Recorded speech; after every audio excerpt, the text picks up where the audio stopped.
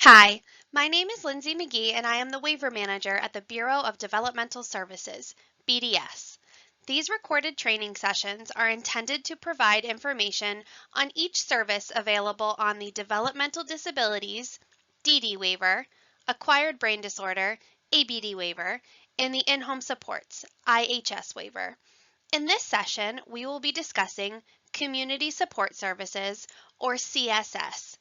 We will describe the service, talk about a scenario, and then provide any additional information that may be important to know about the service.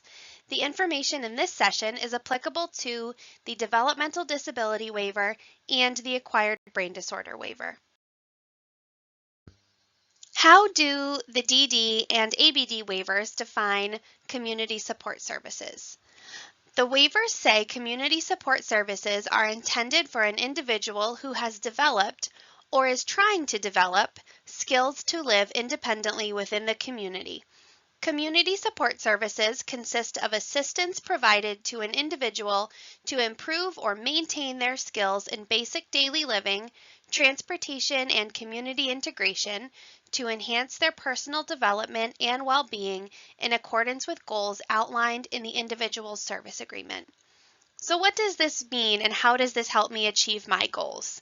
Community support services help people live independently by teaching them daily skills, providing transportation, and encouraging community involvement. These skills aim to improve personal growth and well-being based on each person's needs. Now, we will walk through a fictional scenario of an individual who is accessing community support services. Jane is a 28-year-old woman with a developmental disability who recently moved into her own apartment.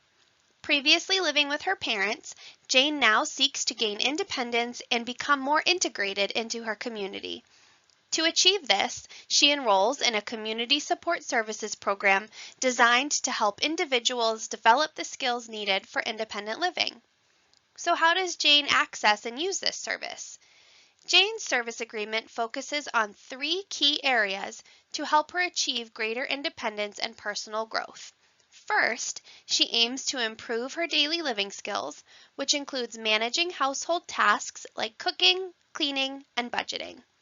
Second, she is learning to use public transportation to travel to work, grocery stores, and social activities.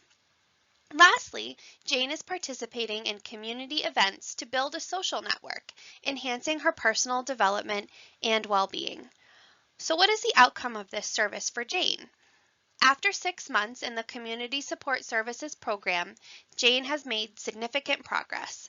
She can now prepare meals independently, manage her household tasks, and travel using public transportation without assistance. Additionally, she has built a supportive social network and feels more connected to her community. Jane's confidence and independence have improved, aligning with the goals outlined in her service agreement.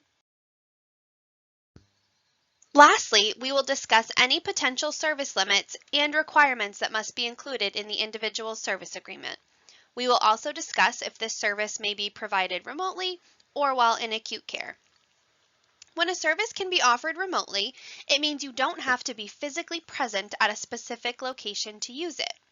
When services can be accessed in acute care, it means that individuals who are in a hospital or another urgent care type facility can still receive these important services. When waivered services have limits, it means there are specific restrictions or caps on the type, amount, or cost of services that can be provided. There is a service limit for community support services. This service has a limit of 30 hours per week and may only be used for 24 months while the individual is residing with family. The intent of this service is really to help individuals live independently and gain the skills needed to do so. However, there is absolutely a time where an individual may be living with a family and want to start learning those skills before they move out on their own. These are both soft limits, though, which means that they can be increased with prior approval from BDS. CSS may be provided remotely, and it may also be provided in acute care.